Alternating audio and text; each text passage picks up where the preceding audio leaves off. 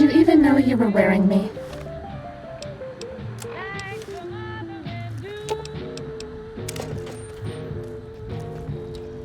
We're okay on Stimpaks. No more medics to kill the pain.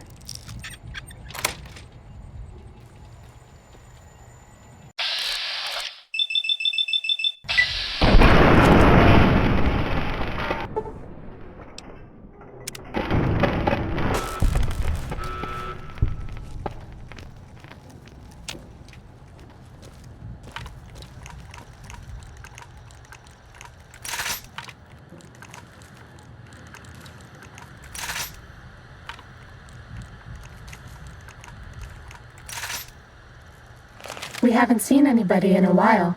Maybe the monsters have stealth suits too. This is the robot compliance test. If you sneak up on a robot, you can disable it.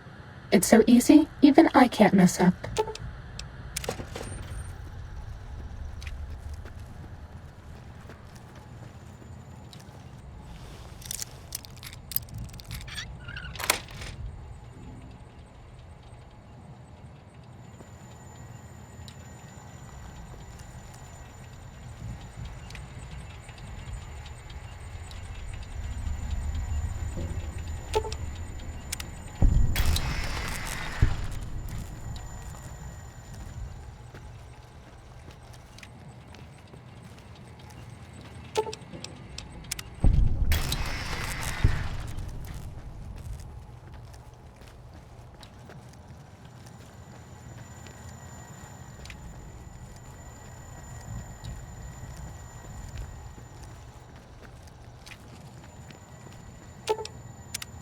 Test data processed. Firmware updated to version 1.4. Impulse Accelerator online.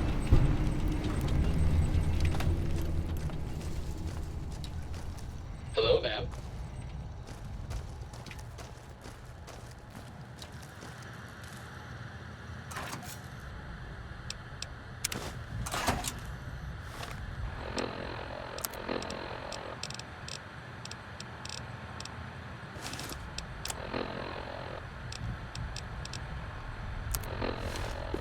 I'll miss you.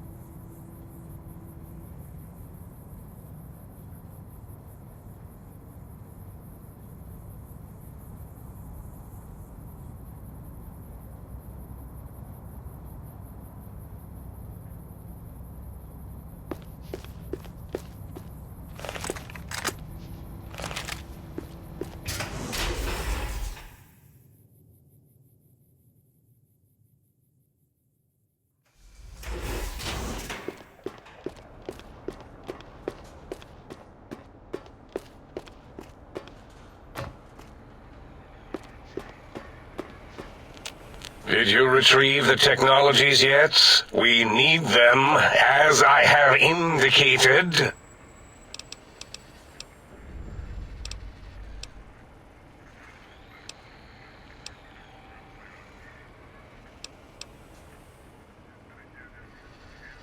Why, yes. We are filled with the knowledge you speak of. If you wish to know more, simply ask the others. They can help you.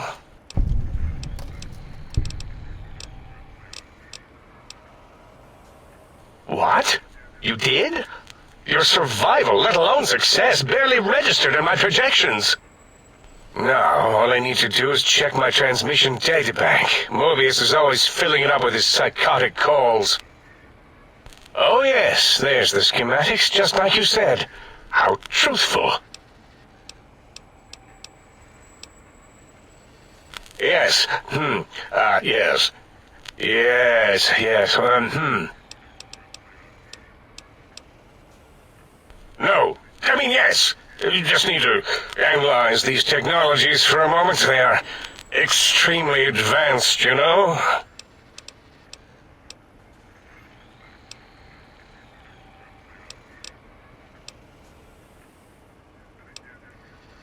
I know how these technologies work. Of course I know. If you remember, we described them in clearly abstract, contradictory statements before. Why would we do that if we weren't certain on how to use them? Yes, so let me... a bit, huh? I'll figure it out.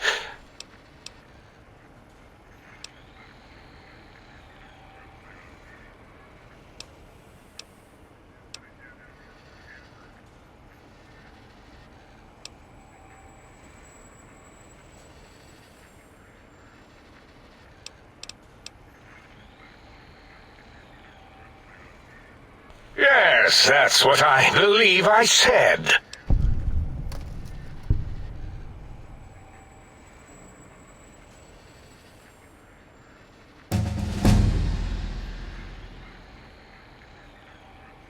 I've got it. The cardiac regulator in the suit, the antenna for brain waves, and the sonic frequency for the vertebral nerves. I'm thinking. This is all very complicated. Let me check something. Of course. I have it. The override sequence to open the Forbidden Zone door is hidden in the schematics.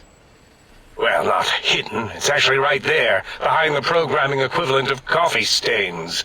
It's embedded in what seems to be recursive code. It's badly commented there and there. Oh, and null pointers, very sloppy, Mobius.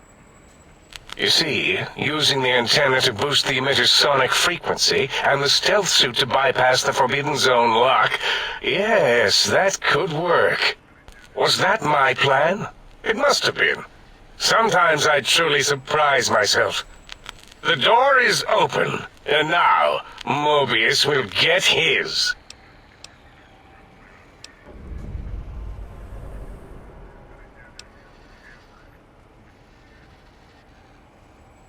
Biological? Ridiculous. I mean, technically, these items could all be used to put you back together once you had your brain. But for now, they can be used in the name of aggression. The door should be unsealed. Now, instead of being subjected to threats, we can now send an equally threatening message to Mobius. And that message is science. Deliver this message, and Big Mountain shall be freed from Mobius's reign of terror. You can go now. That's your cue.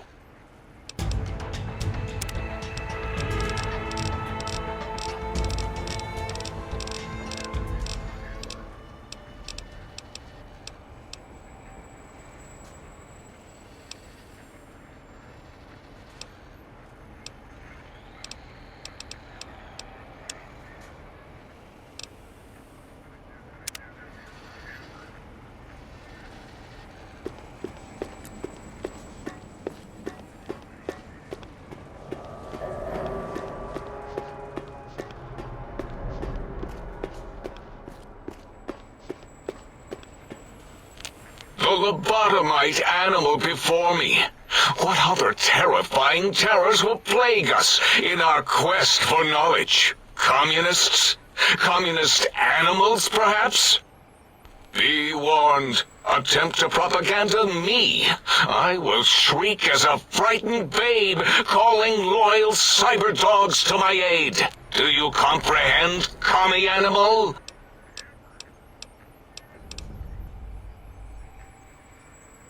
Yes, animal. Hormones, pores, glands, all wrapped up in skin. Who knows what terrifying secrets lie beneath your epidermis? Scalpels shall tell us your secrets, even if we must cut deep for such knowledge. I was head of my biology class at American High, you know.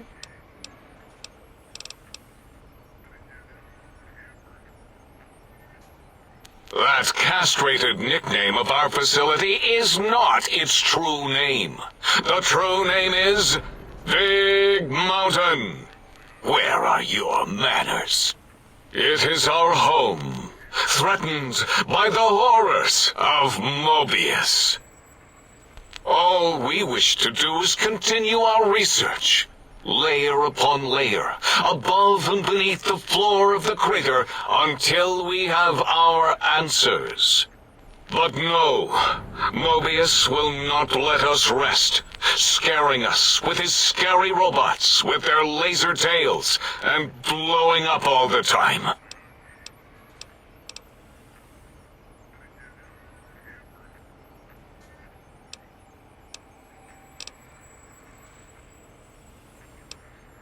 It was not our first choice of testing grounds, but we no longer have the luxuries of our test cities. Then we lost the mountain. After the explosion, we couldn't find it anymore, so the crater became our testing grounds for science. Yes, in the past, individuals would come to us, pay for technology, and if their town, community, or city was just right, we could use that city as a controlled experiment. Vault-Tec was much better at it, of course. We had to make do, get permission, sometimes. If only we could have used commie cities. But capturing whole cities was hard, so we captured enough commies to make cities of our own. So we had a group of Chinese prisoners to experiment on. Those were the days. But the true test was science on unsuspecting Americans. Whether it was holograms, new autodocs, toxins, vending machines, we wound them up, let them go into tiny, isolated towns. Then we observed. Boom! Yes, quite unexpected and embarrassing. All better now after the landscaping, though. Much more pleasing to our monitors. And the crater helps keep everything inside, because it is bowl-shaped. Submit your questions. I shall respond with deadly answers. There is logic and purpose in it.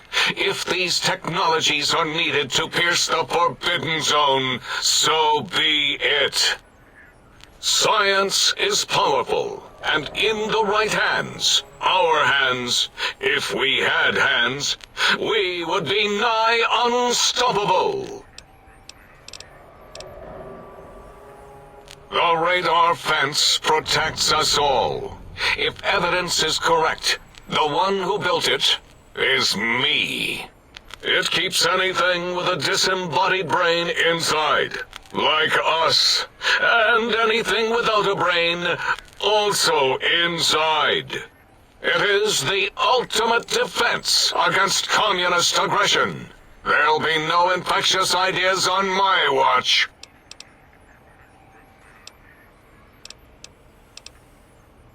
It makes perfect sense. Who are you to question the mighty radar fence?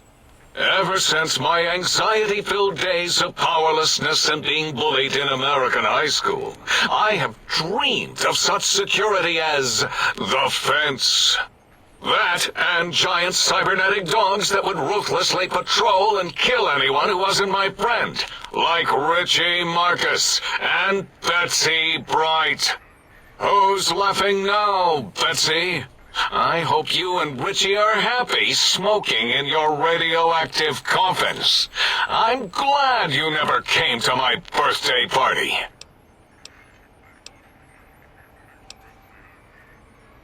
No!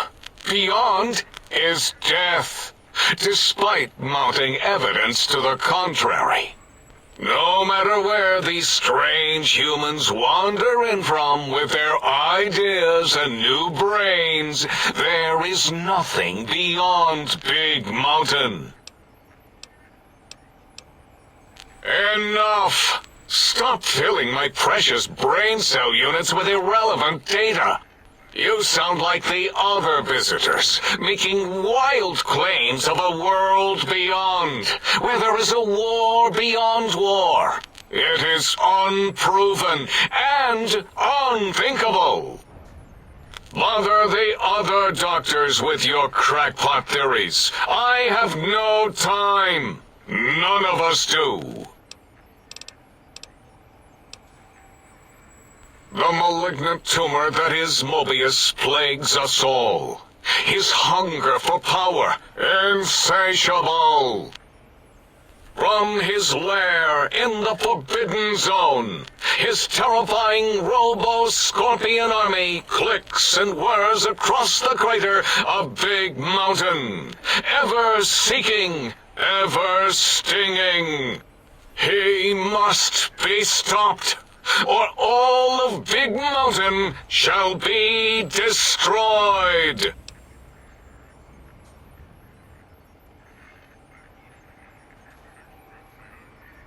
Before you is the brain of Dr. Boros, head of animology, beastology, and DNA scrambling technology here at Big Mountain. I lay the bones and hearts of animals bare beneath my searing gaze, especially the dogs. I did so love dogs once. Especially Gabe, that rascal. But there are many animals to shape. Industrious cazadors, the happy-go-lucky night stalkers. They are my living, breathing DNA test tubes. Indeed, docile, curious, safe, sterile. They are contained here at Big Mountain to preserve DNA and for observation.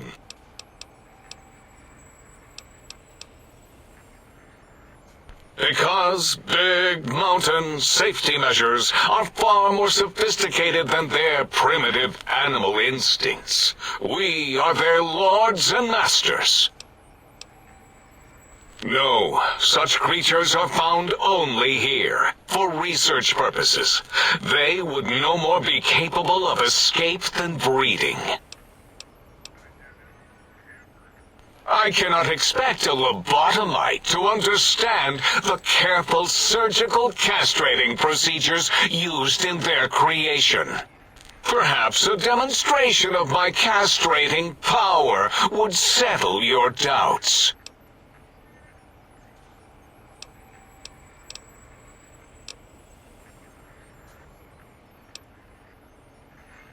Oh, that's too bad. Perhaps we can perform a sterility castration some other time then. Nonsense! That is what you speak. Nonsense from beyond.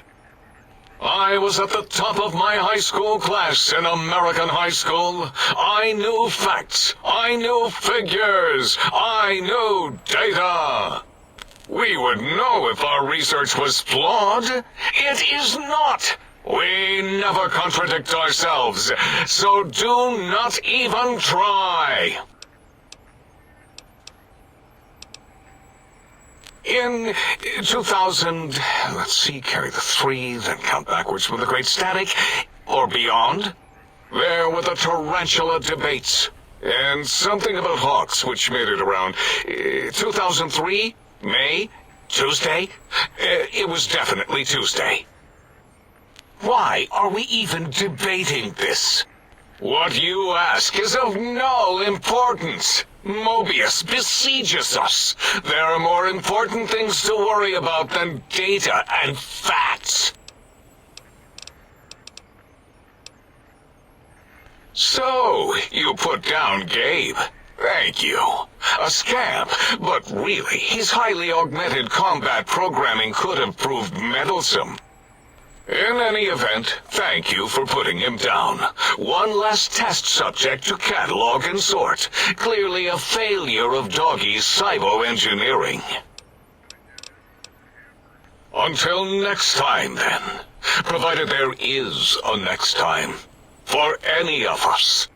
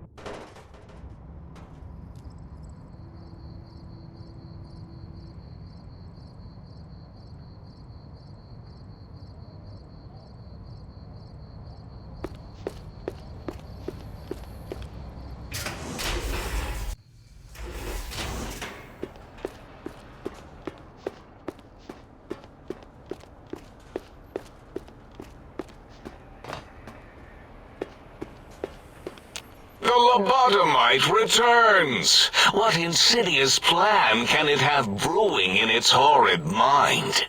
What commie anti-American propaganda will it spew? What? Why, yes, it is. I used to leave it outside his doghouse, chock full of chems, before the cybernetic modifications, of course. And no matter how chemmed the food, he would always eat it, and his tail would wag, even while You know, I'm having the most perplexing feeling squiggling through my biogel. I can't quite pin it down. Why, yes, Gabe. No matter how awful my day had been, he was always waiting there. How odd. My gel is decoagulating. And when I would talk to him about Betsy, and how Marcus would beat on me and call me Smarty's sissy pants, he'd just sit there, head on my knee, and...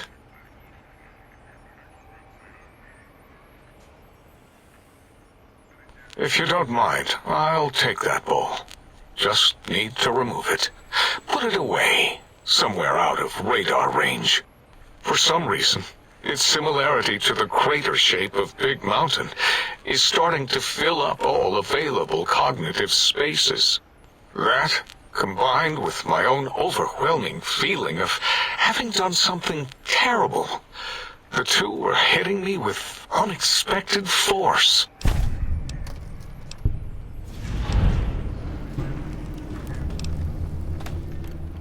As odd as it is, I believe that is the conclusion.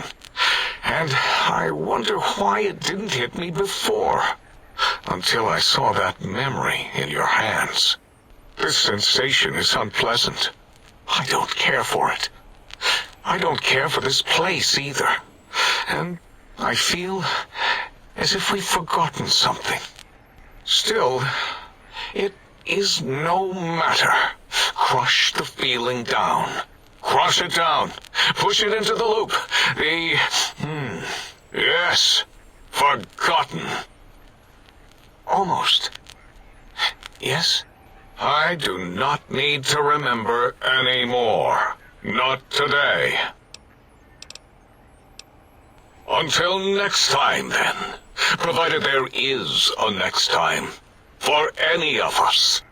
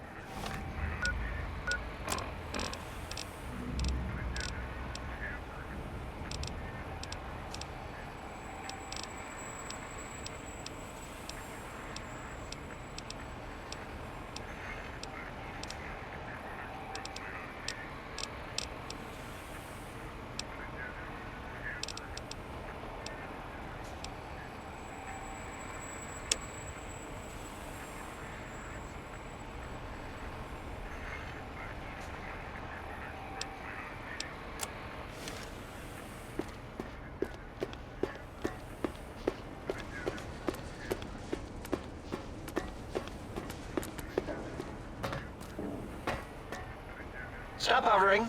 I mean, if you want. You are an unusual specimen to so boldly walk into the mighty expanse of the think tank, fearless and proud as a teddy bear. Between the extraction of their higher reasoning abilities and urination-inducing fear, most lobotomites dare not approach us, let alone speak to us. Yet you have no such fear. Facing me, epidermis flushed with blood, plasma running molten beneath, your face contorting with muscular expression. Will you indulge me? Say a few words. Face towards the monitors, please, so that I might record it for further examination.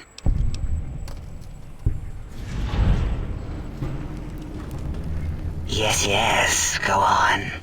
Seeing your lips and mouth forming the words, both revolting and somehow...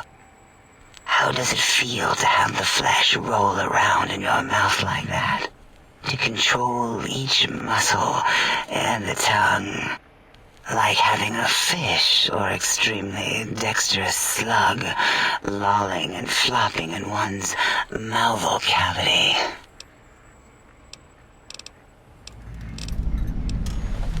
What nonsense.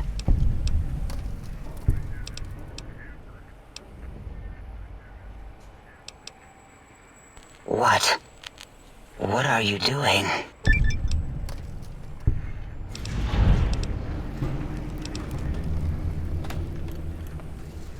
Stop it. Why are you making me partake in this filthy formography?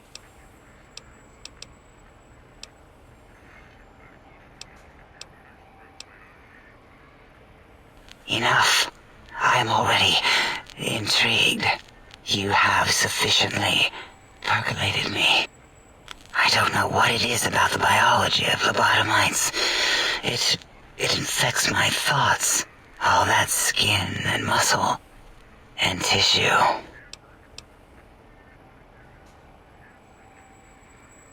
Perhaps there is value in what you say. I did so enjoy breathing once, long ago.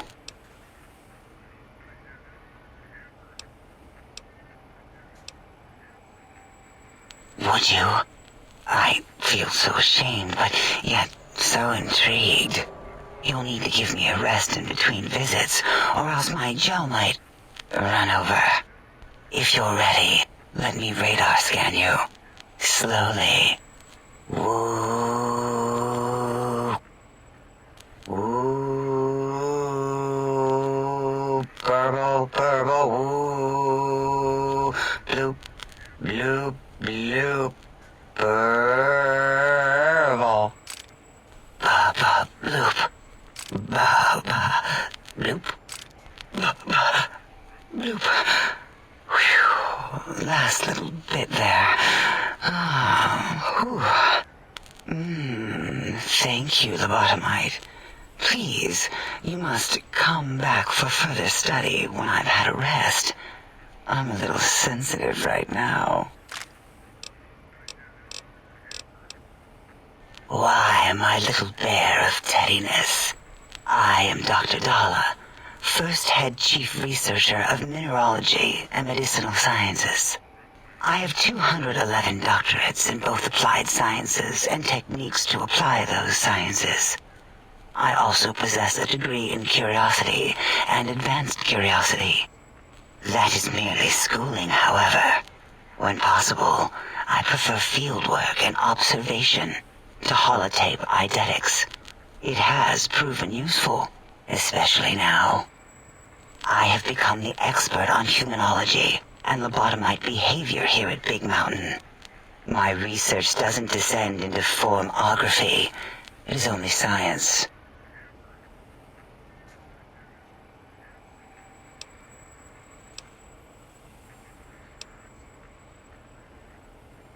What is a name without a title or suffix for the sake of hierarchy? It is a long-standing quantification of personality and importance. We could not do without it.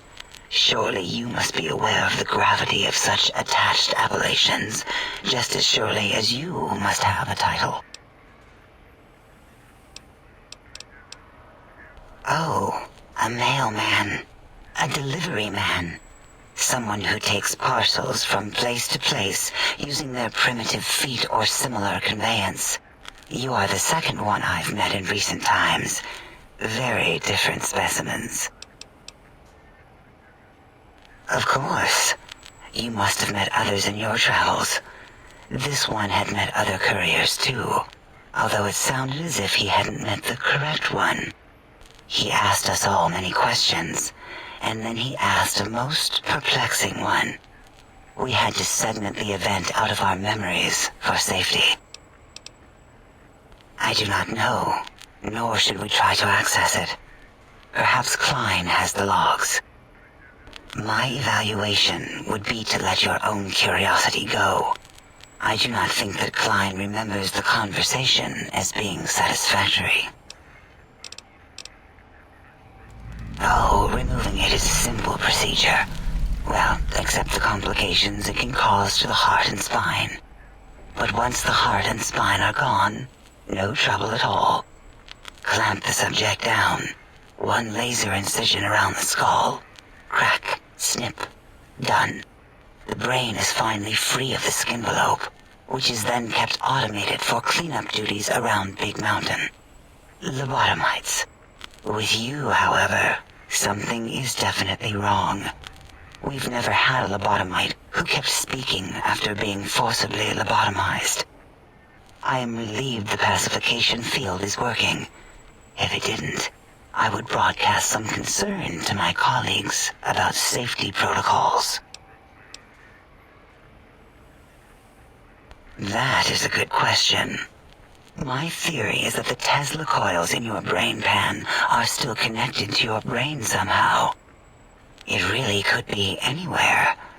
Brains are a lot smarter than most researchers give them credit for. We still have your spine and heart. If you were to somehow find your brain, wherever it sloped off to, you could humanically reduce yourself again. It is the pacification field emitters that are broadcasting into the emptiness of your skull. Without a brain, your aggression is suppressed in here. Why would you want such a thing? You might surrender to your hormones and commit primal aggression on me, on us, again and again. Then I would have to return the favor, activating my vivisectors and gently lobotomizing you from behind. Not something I would relish doing. No, the only way to circumvent the field is to have a brain, and we extracted that like we do all the lobotomites here.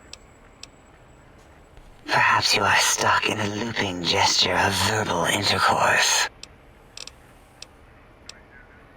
Dr. Mobius, a monstrous brain creased with wrinkles of 1,000 evils, with but one jaundiced eye with which to perceive the world.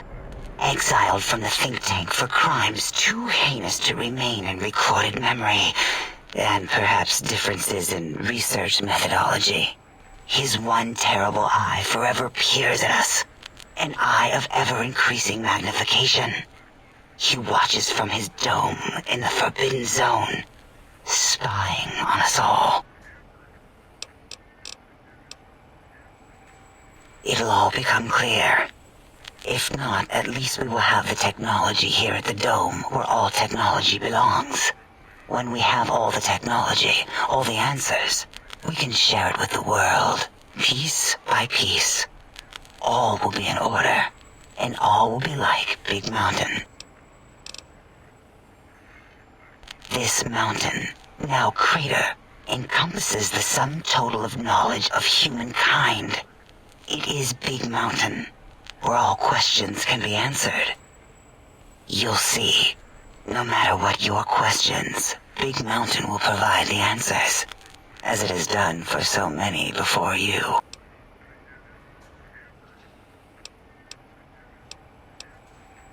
Oh yes, we've had other subjects visit. It's why we had to calibrate the pacification field and warm up our brainial beams and vivisectors. Only a short time ago, we had 3-1 subjects arrive, and they ruined several experiments, and even injured 2 of our staff. It is a shame their brains left with them. With you, however, we have taken precautions to ensure that problem won't repeat itself. We've conditioned you so you can't speak of this place, discuss our secrets, or attempt to use force against us in any way. Isn't that nice? Ask Dr. O. And you could have asked 8 once, until he was severely damaged in the attack. We like him better this way. Because 3-1 is 2. 2 spoke to us, one after the other. One mean, one curious. But there was a third we didn't speak to. The last one is the -1. It got traumatized, then taken to one of our medical centers for de-traumatization. A rather unsettling procedure. Until our next interaction, my intriguing little lobotomite.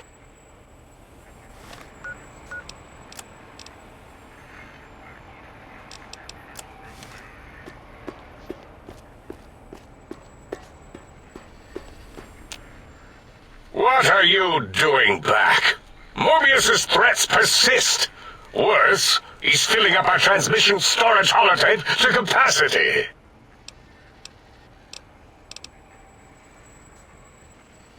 Well, we didn't actually do it. We tried to clean up after, as always, but usually the auto-dock runs on remote. But we programmed it, or Mobius did. Still, this new wrinkle with the Tesla coils in your skull was unexpected. I mean, we predicted we'd have a breakthrough eventually, but Dala knows more. She supervised your spine peel and the heart circumcision, then dumped them both into the tanks in the sink above. Quite sanitary. Sure took her time. She always takes longer than projected with lobotomite surgeries. Not sure why. Yes, in all probable likelihoods, yes. Possibly. That it may have gone to Mobius is merely an inkling. I don't know why, but it may be something involving the surgery code. Actually, I don't know. All I know is it misplaced itself, or it floated off. They get into robots sometimes and go on a tear.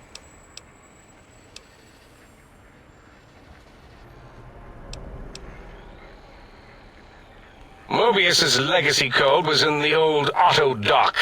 Yes, it fried itself after your procedure, so he couldn't tell for sure. It is unfortunate. We would have benefited from knowing how the breakthrough occurred.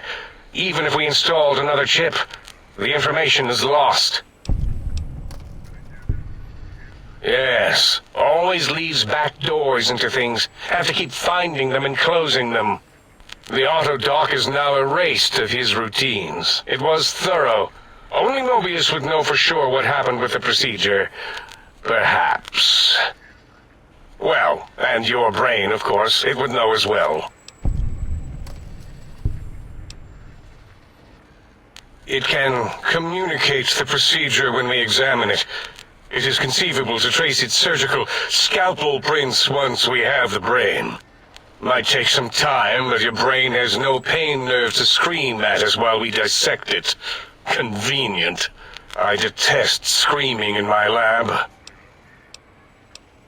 Why does he seek our destruction? Why did he build robot scorpions with intelligence training stingers? It is because he hasn't cleaned his biogel in a long time. Clearly he's got some sort of psychological corrosion. He's mad.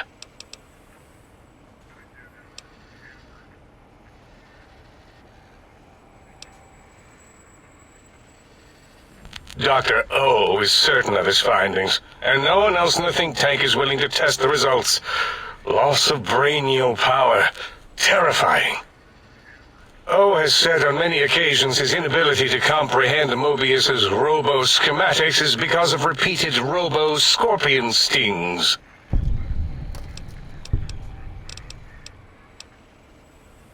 Ask Boros. I believe he knows more about the fence than any brain. Except maybe Mobius.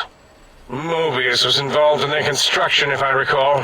But he's such a hack, he probably was reading off Boros' notes and schematics. That glowing red scar? That laser lobotomy canyon maze carved in the landscape as if by some child? It is Mobius's fortress.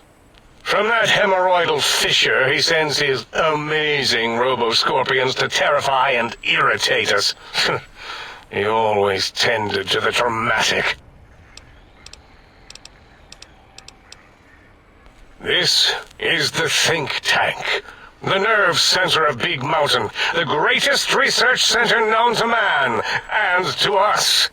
Here we test and test and test some more in the name of science, atomic power, nuclear power, and scientific power.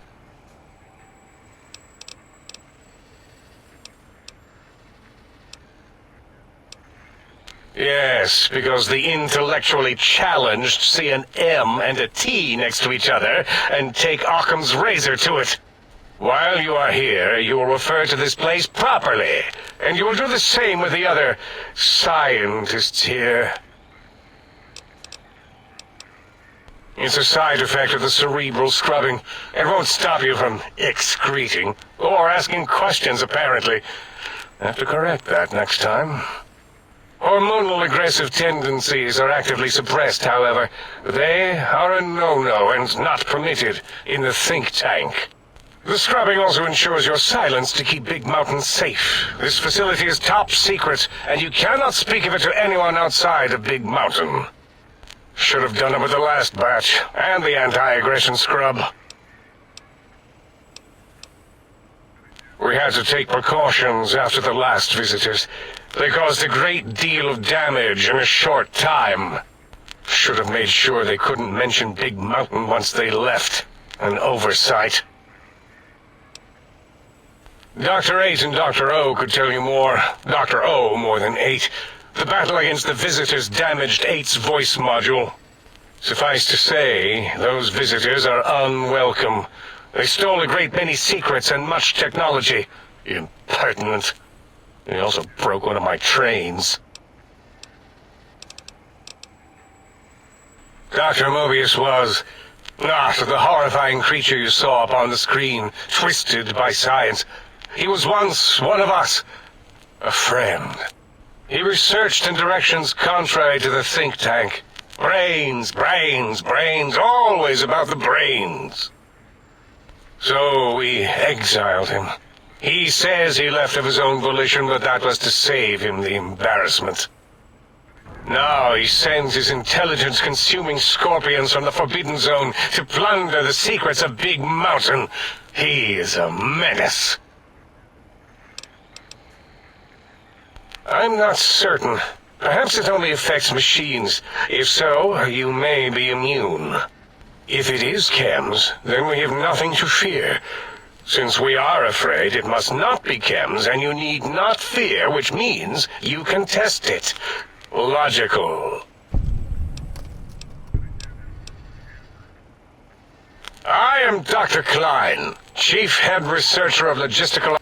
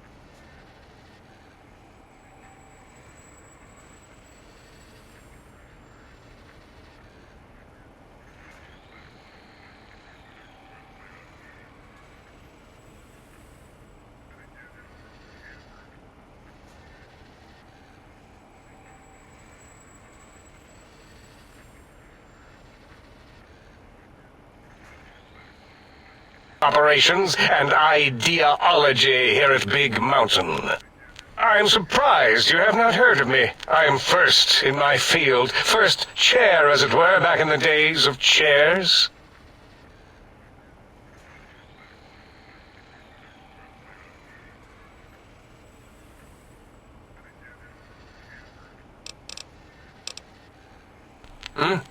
Oh, yes, the last visitor. Well, the one just before you. Had an interesting name from some language that's almost impossible to speak. What did we speak about? Melancholy fellow. Had questions about history, but our conversation got interrupted. Twice, I believe. Once when the trains got derailed, and then a second time. Oddly enough, now that I'm accessing my databanks, I don't recall what the second time was. Mobius's incessant transmissions keep distracting me.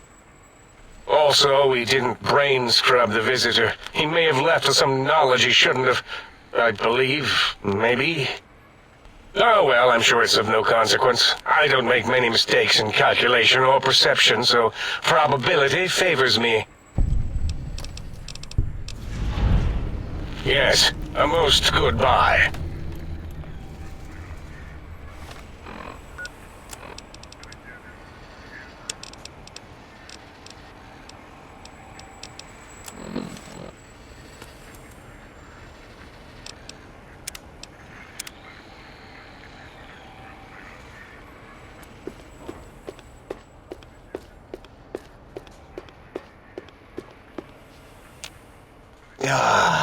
Predictable. The lobotomized specimen returns. Its purpose? Repetition. Chances of success? High.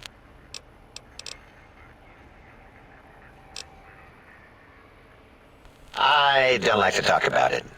8, he can't talk about it. They fried his voice module. Something good. It wasn't all the visitors, though. Only one of them got out of control. He's the one that took control of Little Yangtze, our old human farm. This human, I can't believe it. He broke out of the think tank in seconds. Then he went for Yangtze, got bomb collars, and started practicing on the subjects that were still there until he got the right frequency. We were sending robots to stop him, and he was slicing and cutting through their shells with some souped-up laser gun like they were cheese paper. When he hacked into the mainframe, A tried to stop him and got fried. Me? He rerouted my processors to take control of the train network here. If you see the tunnels with the trains plowed into them, you can thank our visitor for that. He wrecked the whole place. While we were trying to keep containment on the surface, turns out he used one train to punch out a tunnel and escape.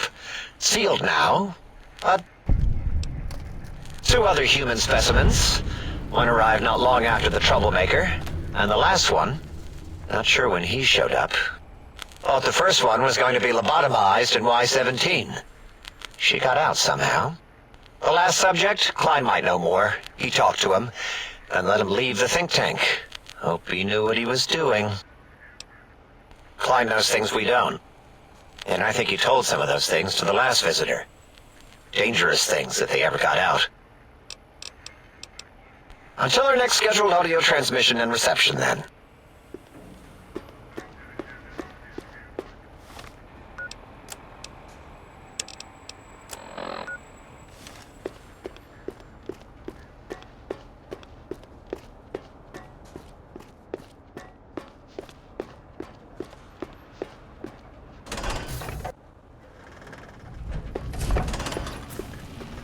Look out! Communist! No, false alarm. It was just a plate.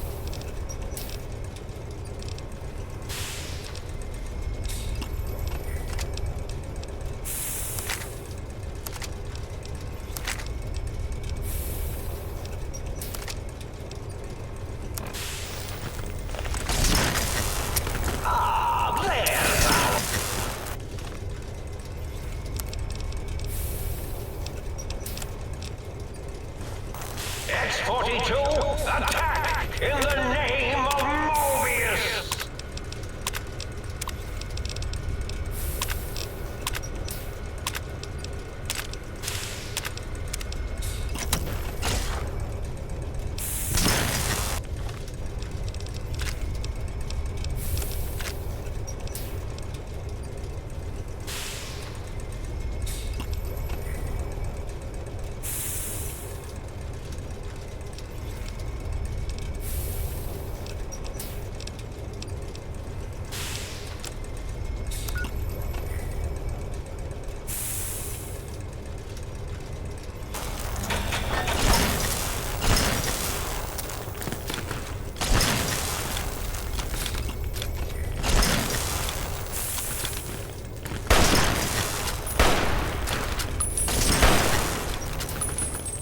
Pitiful.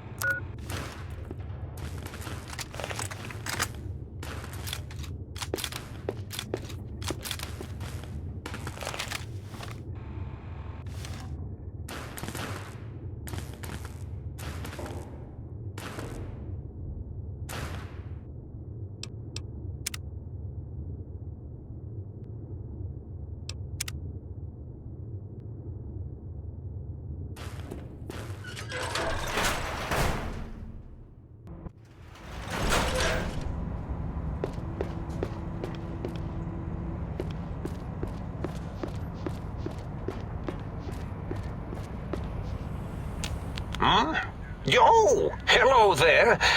You are there, aren't you? Forgive my confusion. So hard to tell these days. You seem familiar somehow. I'm guessing, you're here for your brain, perhaps? It's just up there. Such a nice brain, young, very bright. A little hard to see you. Can you walk into my left, right FOV cone? Ah, that's it.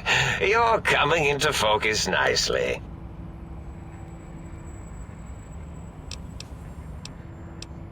Depth perception is a problem with this old monitor of mine.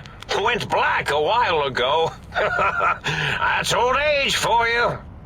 Should look at getting the visual nerves reattached. It's just that the right eye would see the wrong things. The flying tortoises were the worst. Would you care for a mentat? I love mentats. Delicious and smarty. I have all sorts of amazingly science-orific thoughts and ideas when those chalky tablets are zipping through my biogel. I forget them all not long after, though, especially with the data constipating my memory core. Afraid binary streams might shoot out my chassis. Had to start using the dome floor and walls here to inscribe equations, although I've somewhat lost track of where they start and end.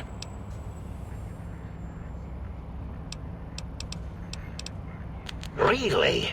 That implies preconceived notions, theories, and a hypothesis about this meeting? Please extrapolate. What was I supposed to be like? After all, it might be worth a cognitive realignment if your theoretical Mobius is better than I.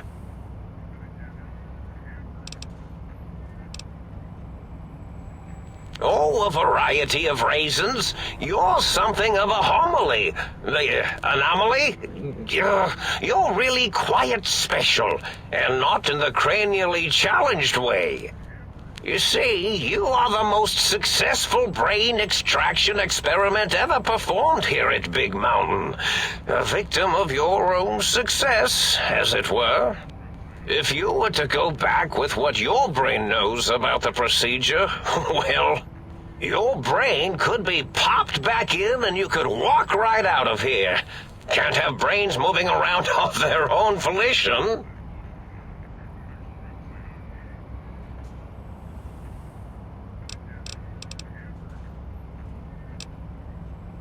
I'm not sure, except that I'm sure there's a very good reason for it. I have very good reasons for almost everything I do. Even if I forget them occasionally. Although I feel this one is especially important. Oh well. Now, that seems to be rather hormonal of you. Flight or fight response, you know. Hard to cut that out completely. Your brain is here, safe with me. We chat over mentats.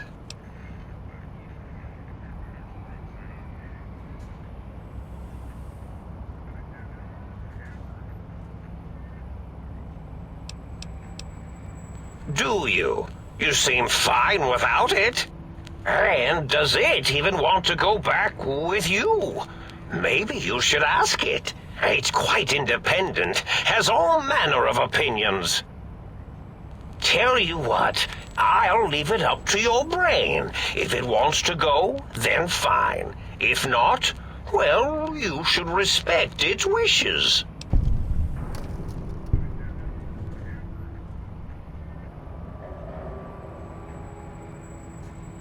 Oh, curiosity. I experience that less now that I know everything. Or maybe it was when I found out some unpleasant answers.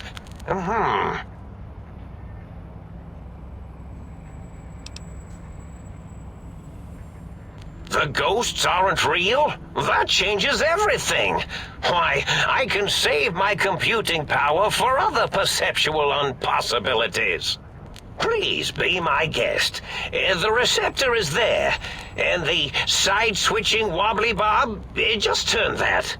Good, good, better. Oh, Oh, yes, that feels wonderful. This is even better than my afternoon Mentats break.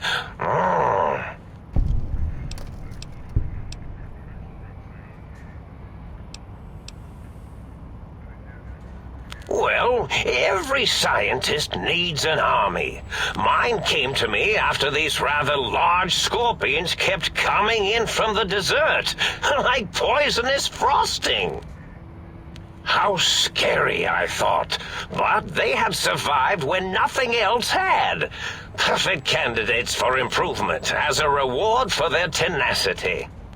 Then I thought, what if they shot energy bolts and acted as walking eyes and data-drained computers and acted as bullhorns? Then I made them bigger. Then I thought about custard. I do so love custard.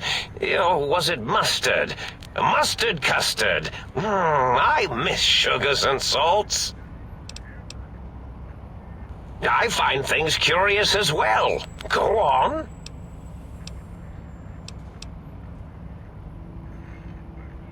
Oh, I was probably tripping hard on Psycho when I sent that. Had to work myself up to it. Not usually violent, except when I am. Then, watch out! So many chems, such varieties. Whenever I take Mentats, I can feel my entire chassis breathe like a big spherical lung. As for the Psycho, sometimes get the chem dispositories in my tank all switched up. Go in the wrong tube. Still, served its purpose.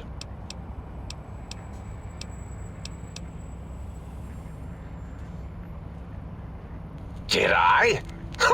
Maybe I did. Can't have them leaving. Some reason for it. Ethics or, conscience? You and your brain are quite alike. I'm sure it knows the reasons better than I do.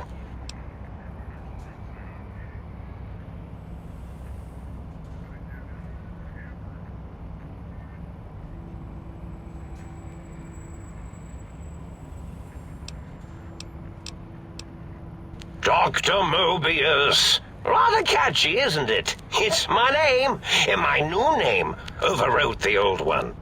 This name's as real as you or I, although I believe your brain expressed similar incredulity at the nature of such an appellation.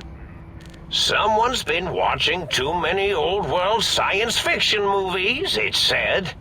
I believe it meant me. I must admit I have a vulnerability for holotape fantasies of planets and robots and all that is forbidden. As for the name I was born with, like the think tank, we were all reprogrammed to forget them, take on new names. It enforces the recursion loop in our perception programming.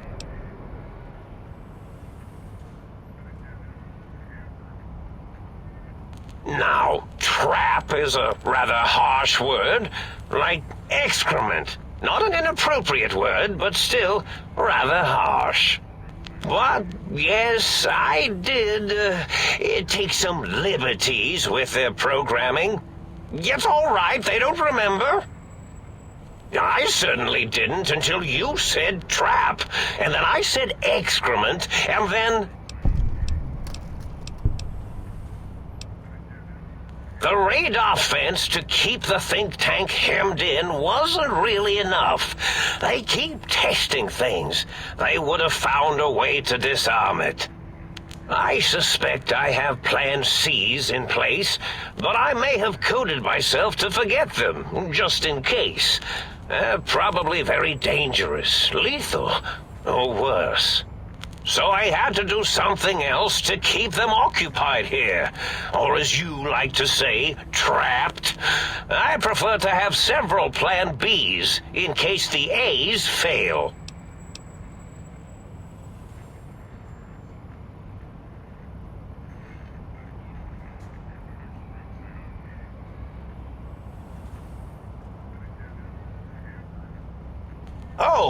You figured it out. No pun intended. Dr. O, which is actually not his real name multiplied, since you can't multiply his real name in the first place. Ouroboros, Klein, they have all forgotten themselves. And not only themselves, but the world, sense of time, and history. All that is left is what's here. I reprogrammed their chronometers, geometers, and cartography programs. This is now their world, here, Big Mountain. It was a merciful lobotomy, really, thinking back.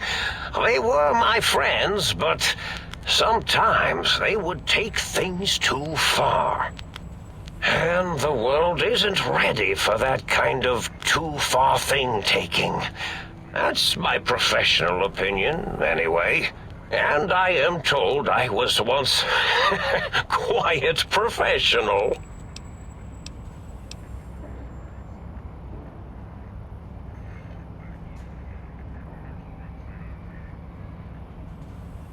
Really? It is so unlike me to make an error in anything I do. Well, it's simple. Despite their many failings, they are rather bright. They are the think tank for a reason. That I didn't change. Without something to distract them, make them afraid, they would simply deduce what had happened. And when they start deucing it up, then you came along, the final variable solved. They saw that their world was larger than they perceived. Bacteria, finally able to see its host.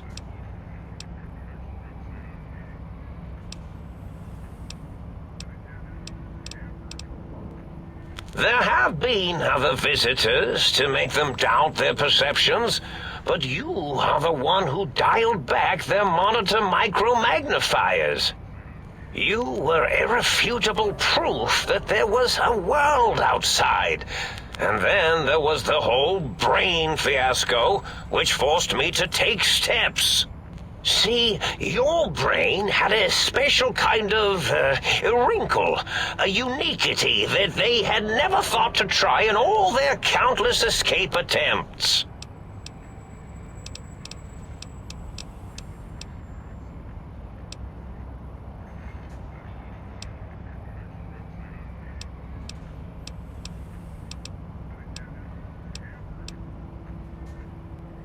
Yes, very good.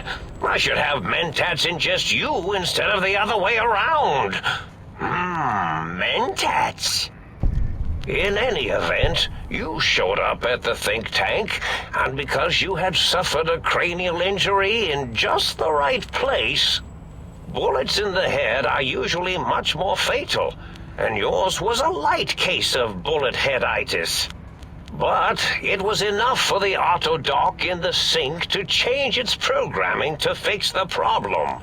And the brain extraction technology for once worked. That gave the think tank the knowledge its brains couldn't possess. With that knowledge, the procedure can be reversed. If they obtain that procedural data, they can use it to mush and modify their cranial selves into hosts to slip past the radar fence. I'm sure of it. And once they're off the reservation...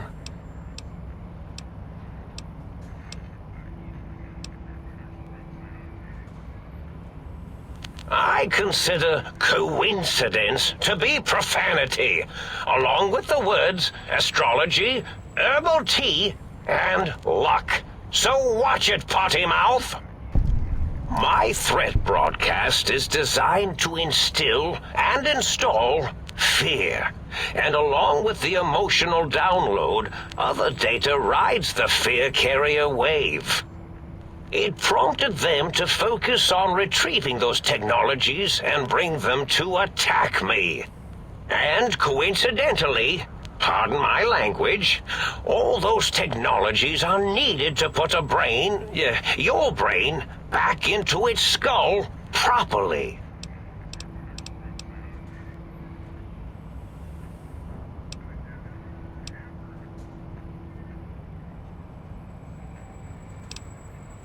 The X2 antenna can be used to focus your alpha wave frequency thought patterns. The sneaky suit? Why, it houses a cardiac regulator. And the sonic sound wave projecto emitter was never intended as a weapon. It was a medicinal vertebrae pulse desensitizer. In short, brains, a heart, and courage. Spine. I think there was a story once where a band of murderous thugs sought these things. They had them all the time in the story. Didn't stop them from murdering to get them. And it won't stop the think tank either. Yes, my overly aggressive cammed-up broadcast was designed to keep reinforcing the forget, fear, rinse, and repeat program. Oh, and the get me the things to castrate your only possible escape attempt. But I couldn't delete you or your arrival any more than I could the other visitors. Only so much science can do when you started talking to them. You're really quite difficult to ignore, you know.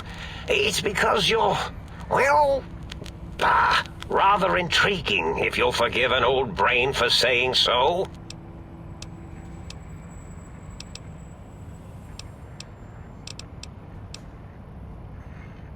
Oh, that means my plan is a total failure. That is unfortunate. Oh well, at least I tried. Yes, this is getting interesting. You are just filled with these little slices of curiosity, aren't you? Indeed. The goodbye part of our little chat, then. Goodbye. Please mind the equations on the floor.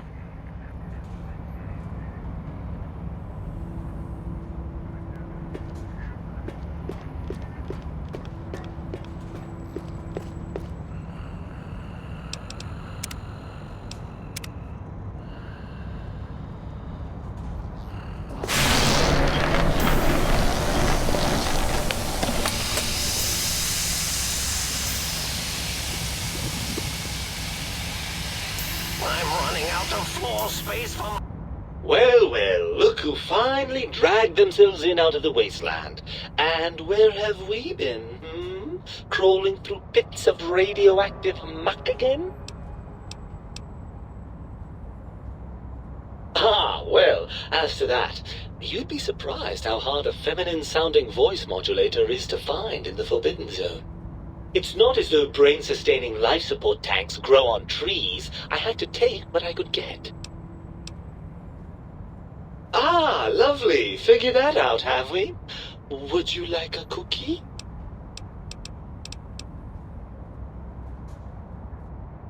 After the think tank extracted me from your skull, they fell to bickering amongst themselves. I'm sad to say we were quite forgotten about. Dr. Mobius saw an opportunity to gain some leverage and had me spirited away to his dome. I don't know. I'm afraid the trauma of our separation rendered me quite insensate. I didn't come around until I was safely ensconced in this tank. I'm quite sure whatever he did was highly scientific, though. Hardly. Dr. Mobius keeps a close optical sensor on the goings-on at the think tank. As soon as he saw the opportunity, he took it. Well, as long as your curiosity is satisfied. Lovely.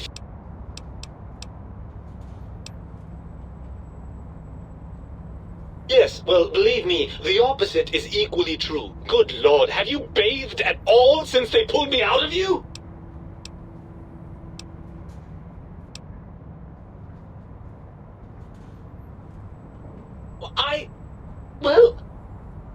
That's a completely different matter. The tank isn't biological. It's not the same at all. Well, that's a fine how do you do. Me, quote, dick, unquote. As if I'm the one responsible for the way you carry on gadding about the wastes. I'm not the one that makes us clamber around Technus-infested ancient vaults or go charging off to New Vegas on missions of ill-conceived revenge. And have we forgotten who got us shot in the head and buried in a shallow grave? Do you think I enjoyed that little moment?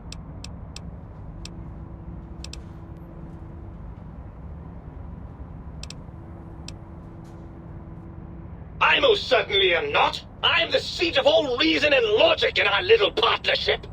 All those feelings that motivate you, that sense of righteousness and that rush you get when you help someone, do you know where those come from? Glands. They come from glands.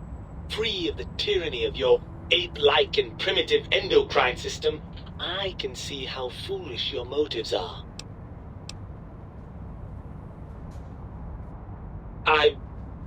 Well, look, it's all a very complex system of biofeedback and other things I wouldn't expect you to understand. Oh, all right. Perhaps I am, but at least I'm logical about it.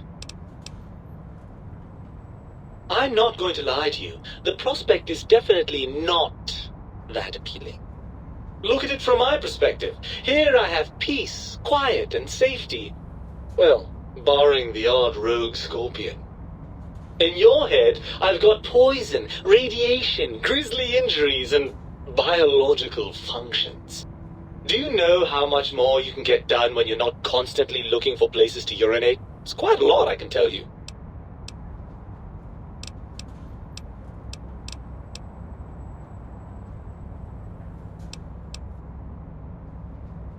Overrated biological feedback. Believe me, you only feel that way because you've got all that meat. Oozing hormones. I suppose you're right. That does call certain assumptions into question, doesn't it? Indeed, quite the conundrum. How do you suppose we resolve it?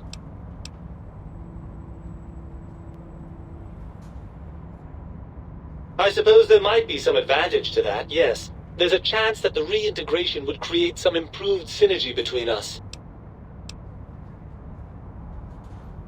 Well, I suppose you've convinced me well enough. I'll rejoin your body if that's your final decision.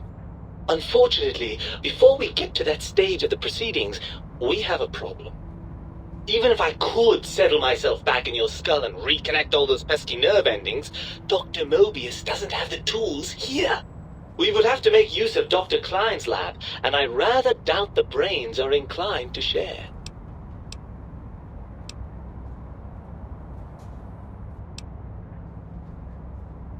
And you believe them? Really? I know you were recently deprived of my fabulous advice, but... Really? Once I'm delivered into their clutches, they'll find a way past the radar fence and the whole Mojave will be their playground.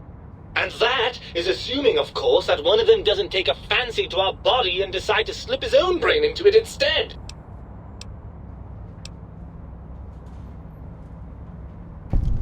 Well, I suppose I do miss those endorphin rushes when we save the day. All right, what's the plan?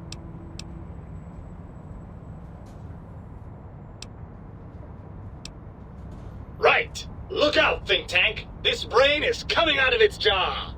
I suppose now that we're reunited, you'll want to fill your torso up with those other meaty parts the think tank took from us. Personally, I think your upgrades are quite a bit better. But now that I'm with you, the Sync's autodock can plug them back in no problem.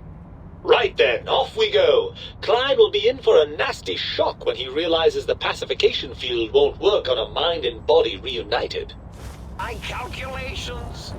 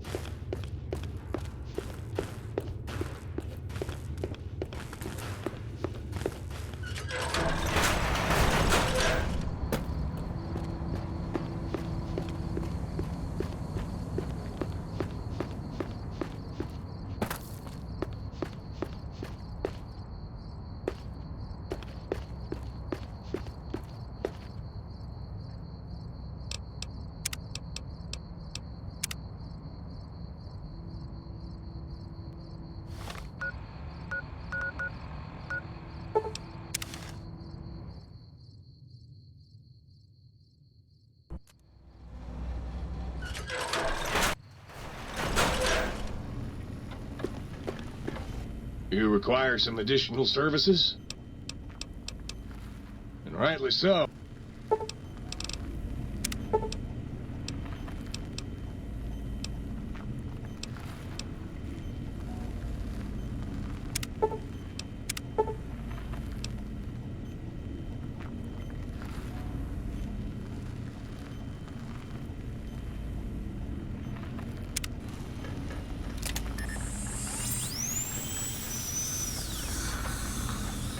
You require some additional...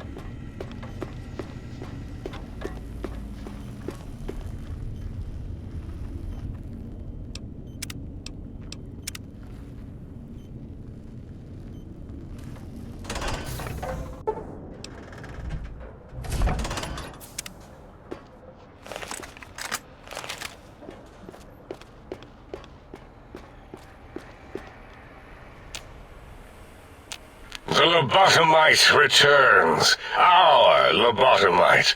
Has Dr. Mobius been denominated into scrap metal and voice module parts, as we hoped?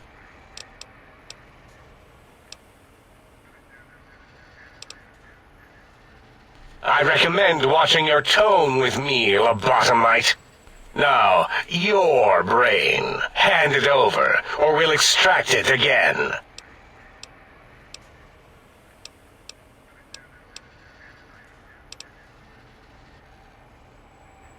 And what could we possibly have to speak about? You have the brain, we have the technology. All you must do is surrender.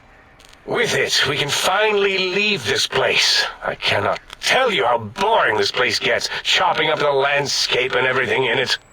And we have so many questions to ask your brain first. About this Mojave place. A fertile testing ground for our experiments.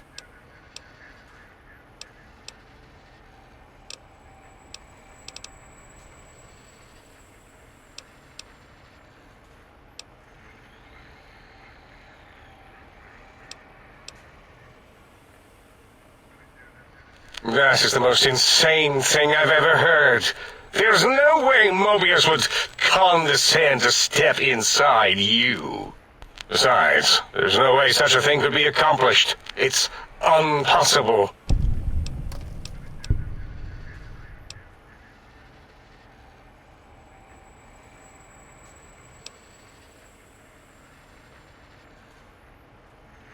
You speak the truth, and the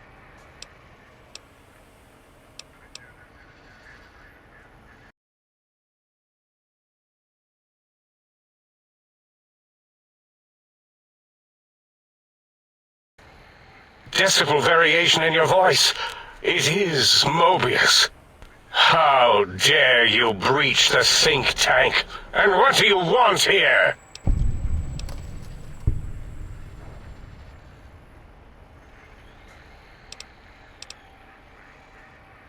That's no deal at all. There's a whole world beyond the crater, filled with ideas and possibilities. We could have escaped, seen it all for ourselves, tested it, prodded at it, made it squirm.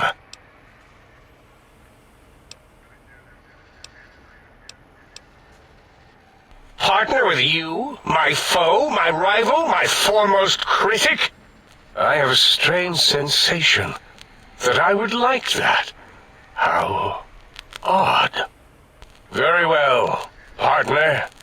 The think tank is at your service as long as you do not destroy us.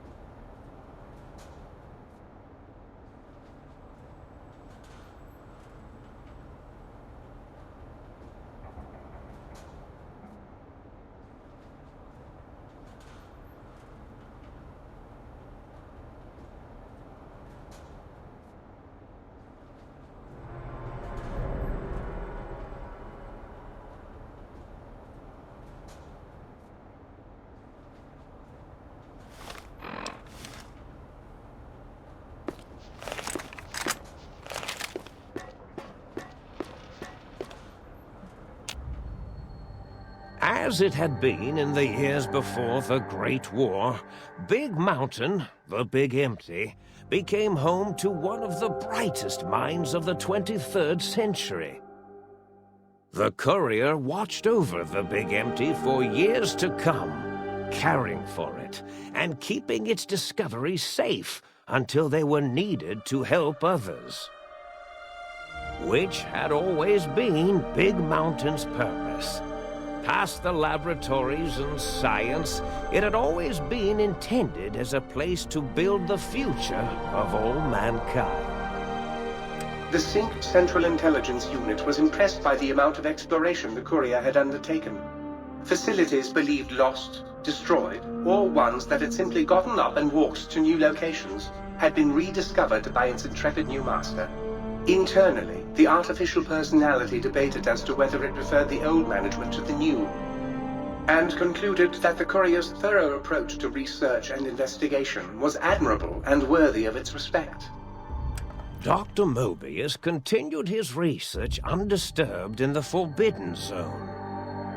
As much as he had attempted to create better scorpions, he tried the same with humanity, with considerably less success. These failures didn't bother him overmuch.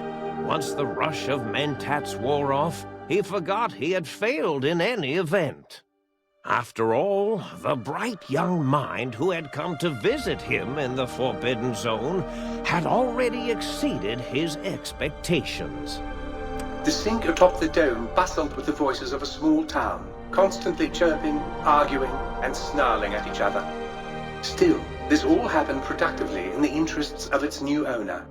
The Sync Central Intelligence Unit discovered, despite its inversion code, it was comforted by the sense of community the other personalities gave it.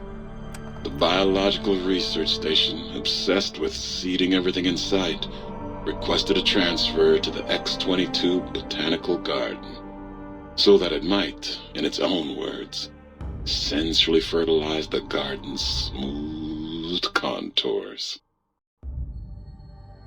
The garden sent back a polite refusal, saying it had prior commitments with a vault it had helped infect before the war. The book chute continued to devour all seditious materials until it nearly choked on a paperclip. It adamantly maintained it was a Chinese paperclip, and the whole thing had been an elaborately orchestrated assassination attempt. Whatever the reason, it slowed down for a while, carefully appraising each document and clipboard that came to it. The light switches continued to bicker and flicker. This persisted until the day someone dropped a flashlight in the sink, and the two of them united in their hatred of the Showboat. One of them eventually transferred to the Lightwave Dynamics plant, and began a long, unrequited affair with one of the holograms. The Sync continued to ruthlessly scrub any particulate matter that came near it. Eventually, it gained access to the magnetohydraulics plant and nearly flooded all the Big Empty in an attempt to scrub the crater clean. Once it learned of the innovative toxins plant, however, it gained new purpose. It sought to develop antitoxins to flush into its drains and counteract the poisons bleeding into the soil. The Toaster continued its psychotic spree, reducing all appliances in range to scrap electronics and spare parts. After one of its more psychotic episodes, however, the other Sync personalities decided enough was enough and dumped the Toaster in a bathtub. Sparking and hissing, the Toaster swore its enemies would rue the day when they had bread and no way to toast it. Muggy did his best to collect coffee cups, although in his quest, he accidentally trapped himself in Higgs Village. It might have been the end for poor Muggy. Except, he found it peaceful there, tidying up the kitchens of the think tank professors back when they had been flesh and bone.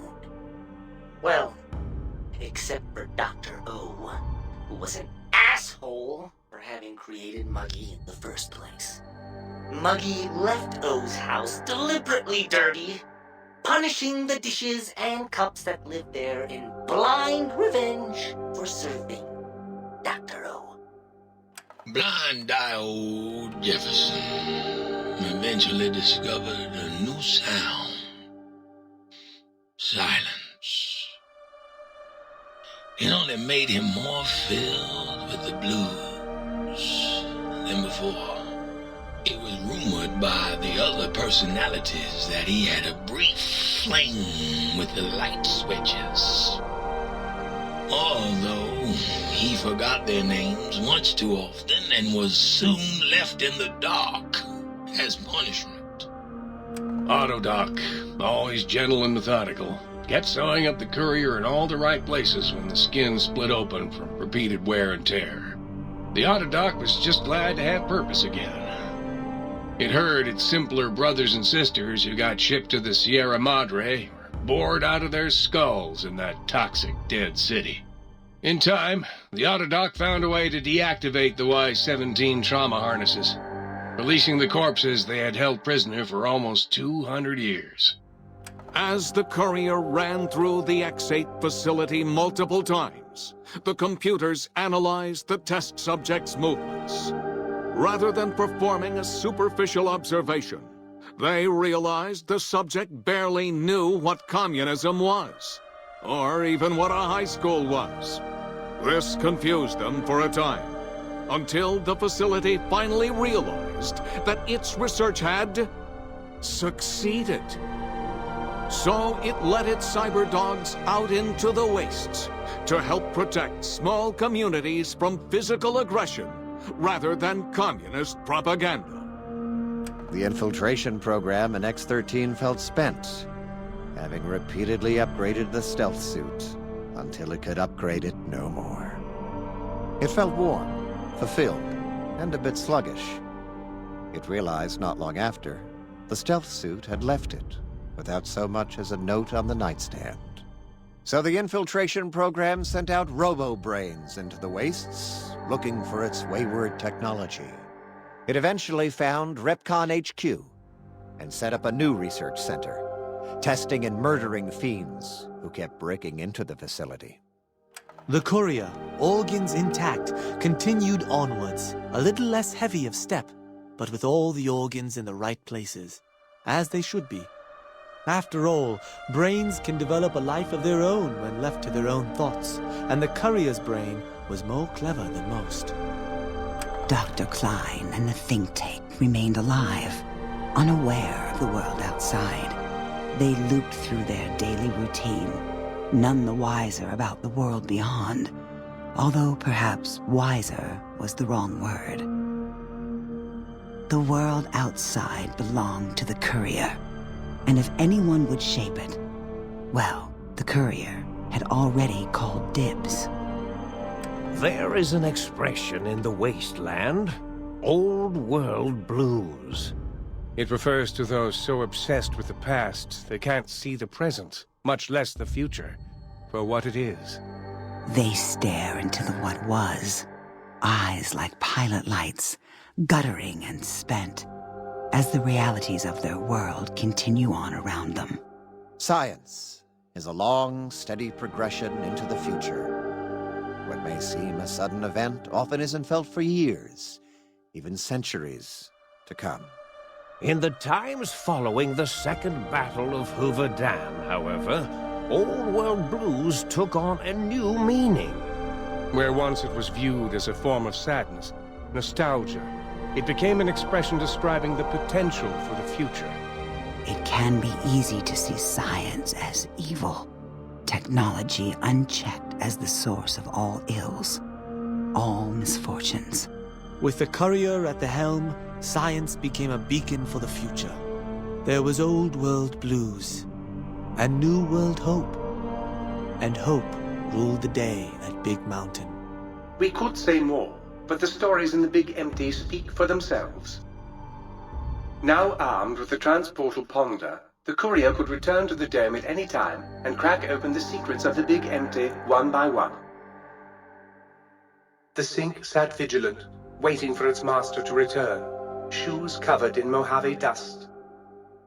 Only one road yet remained, and it was one the courier had to walk alone.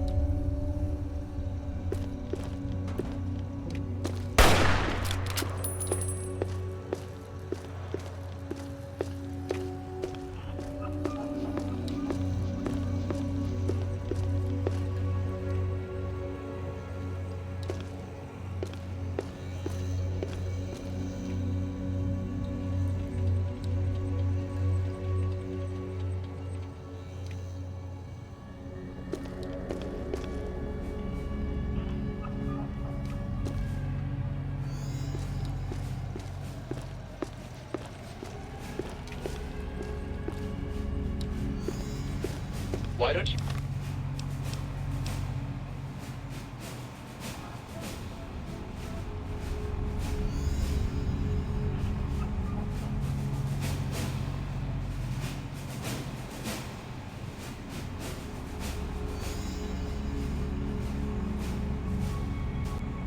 just come out where I can see you?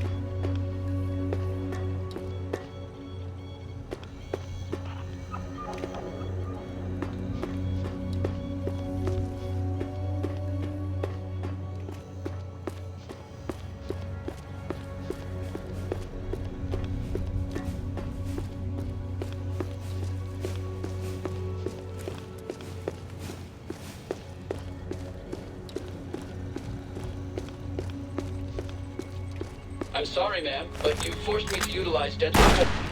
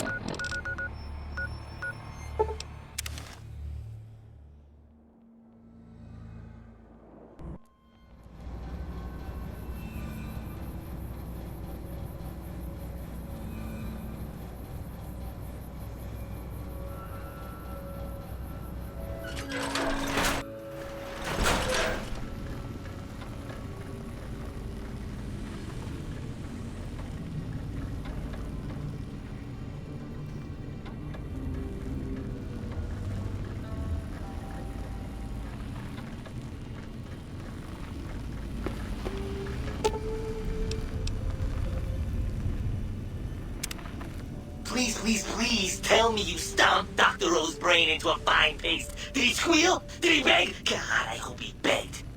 Who's the flatware bitch now, oh? Oh, sweet, sweet fulfillment! I'll break these down for you just as fast as I can.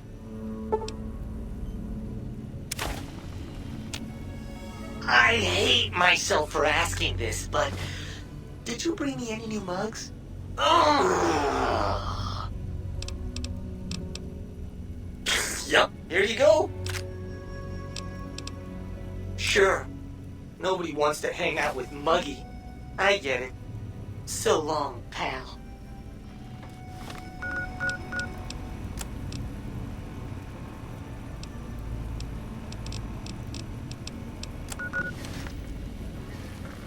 You're back, and the brains didn't lobotomize you. Well, not any worse, at least. Hooray! Oh, you come back anytime you want to drink, or to get clean.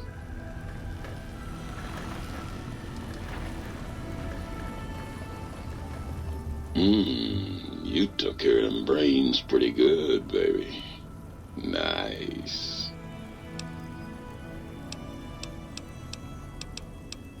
Hurry back with that seed now, baby.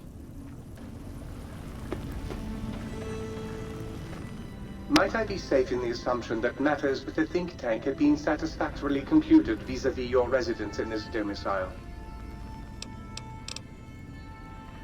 Very good, sir.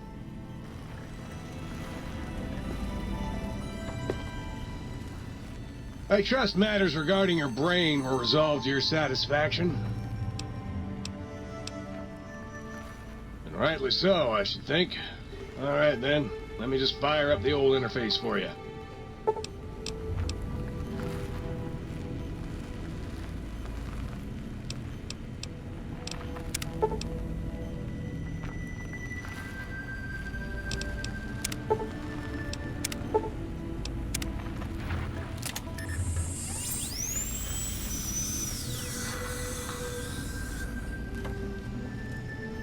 If you're planning to stay...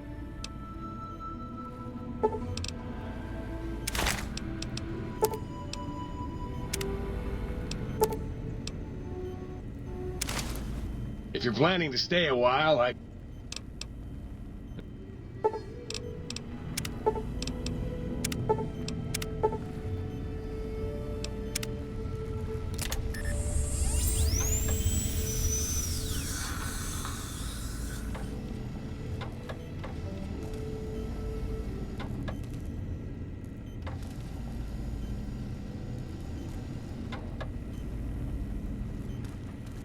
If you're planning to stay a while...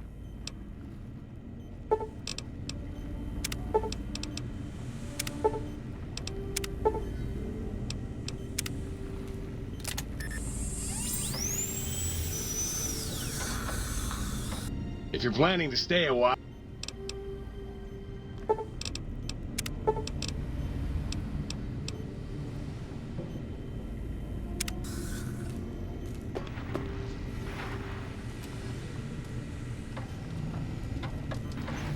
I understand you're to be congratulated on the recovery of your missing organs. Bravo.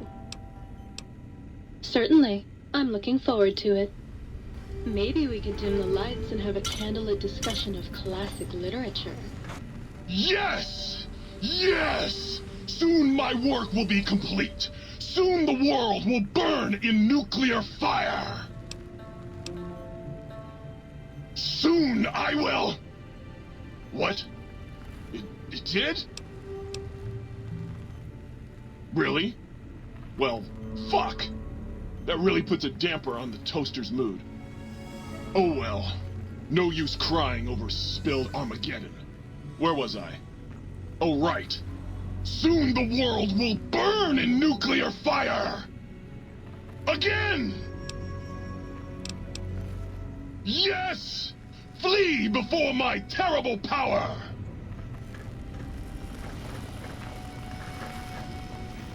So you beat the big brains at their own game, huh? Guess you'll be putting your walking shoes on again, hitting that old lonesome road. Catch you later, Gator.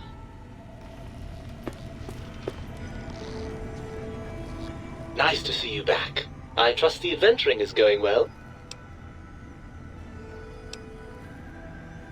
Barring the unlikely event that I evolve some sort of rocket-propelled locomotion, I will be here.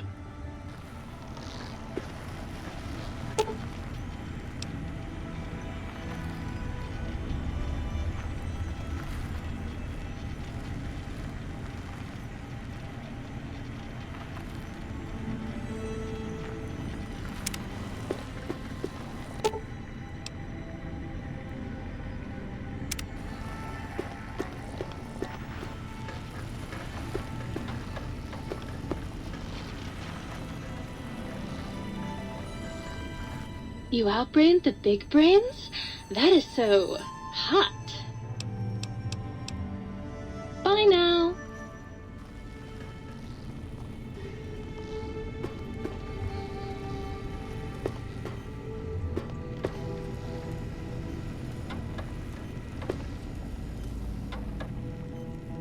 Greetings, citizen. Ready to receive seditious materials. Stay loyal, citizen.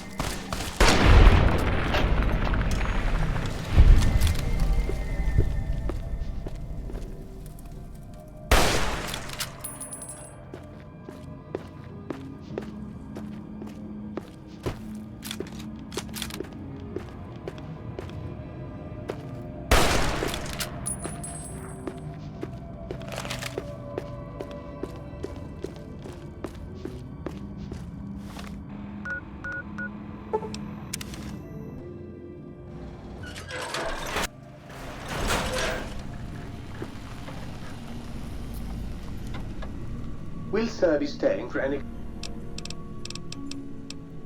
Very good, sir.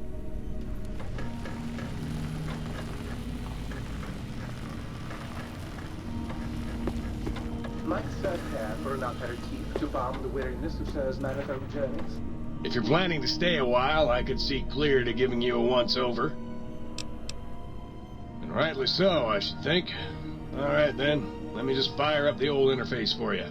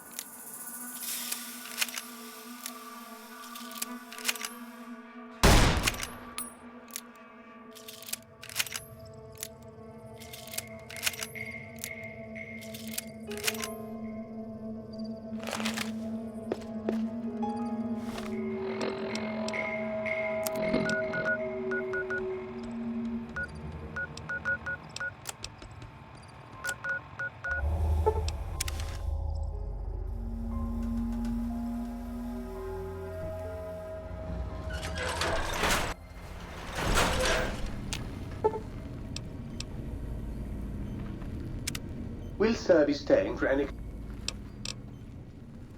Very good, sir.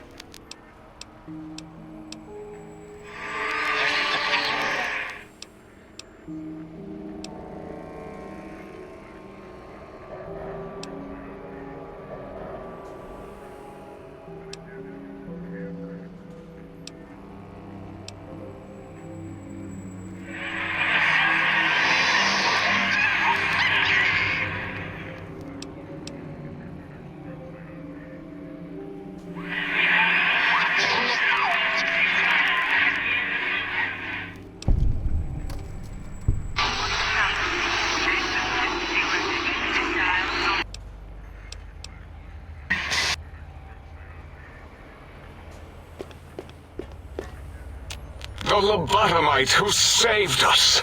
Hello. Until next time, then.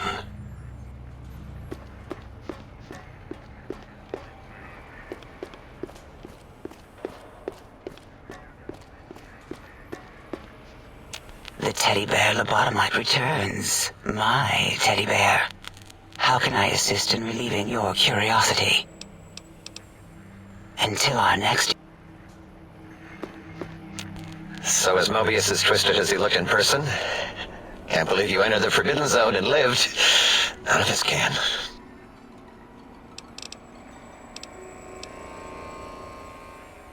Yeah, I, discovered more internal parts in the monitors here. If you could, hold on to my discovery, I'd appreciate it. Until our next scheduled audio transmission.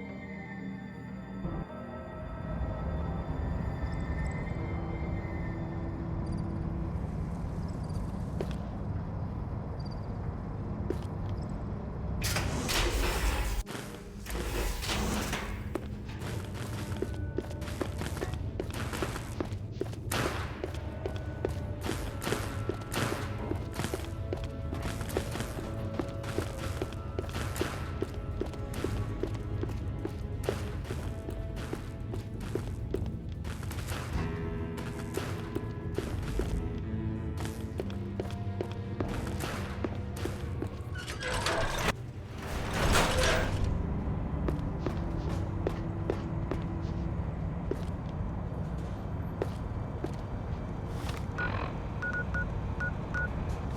do so love integers.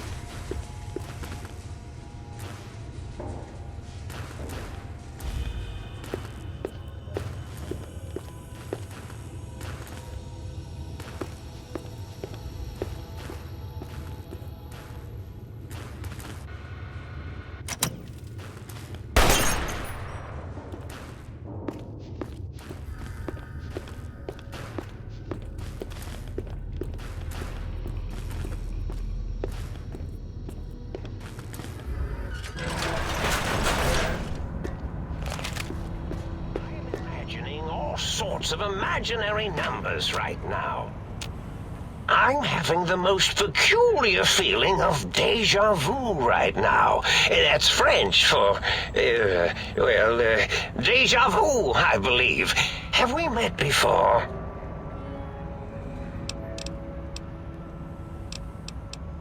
Why, of course you can. I am well versed in the science of sharing. Well, when not chemmed out of my sphere. Indeed,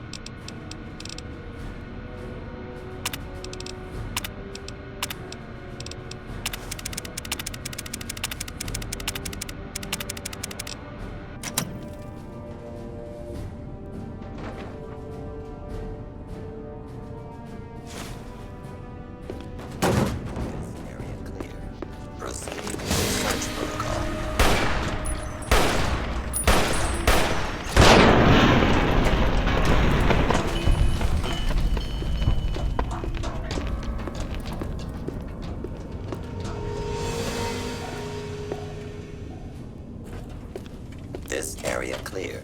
Hostile target identified.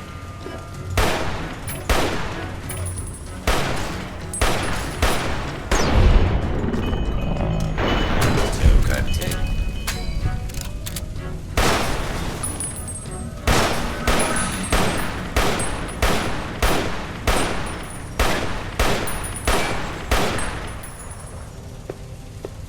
This area clear. Proceed with search protocol.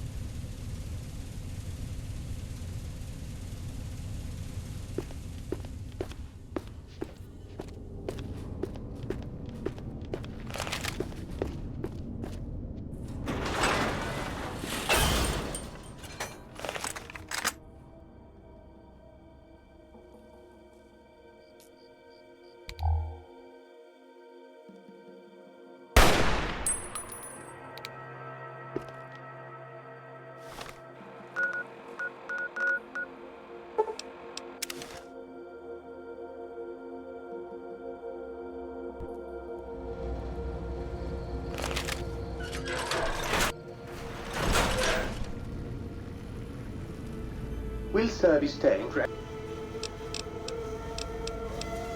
Very good, sir.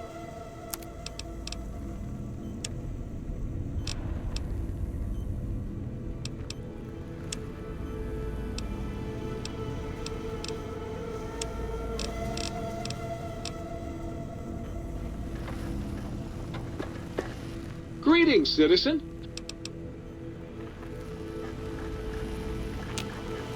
If you're planning to stay...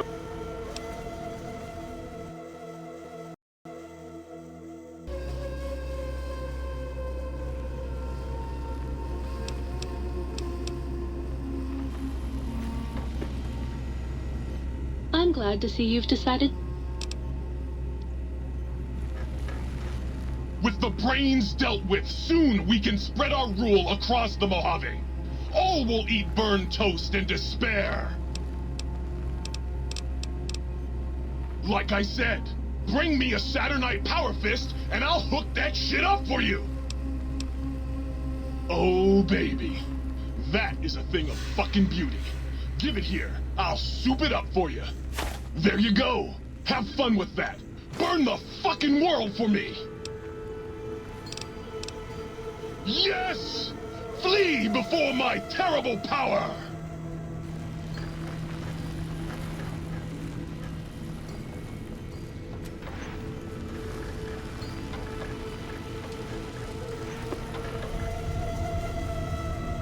Look who's back to kick off the dust. Hope you ain't still singing them old world blues.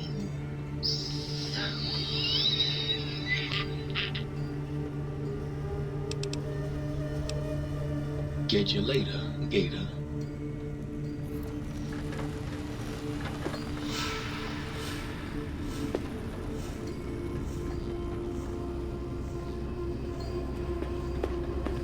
Hey! I got a super rare Mojave snow globe here. All you gotta do is reach down into my bread slot.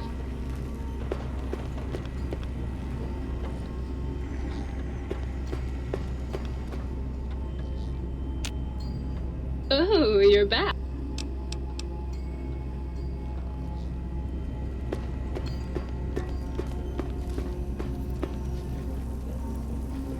It was getting lonely without you here.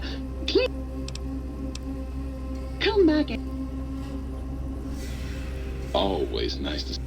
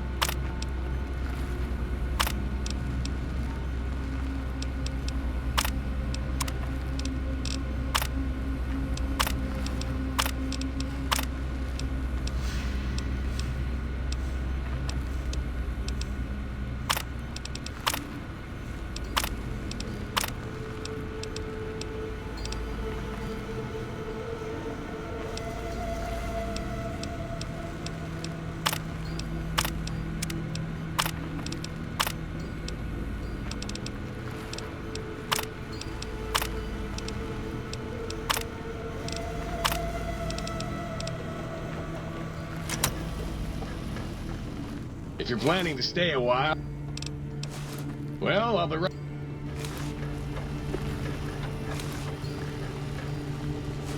I'm glad to see you've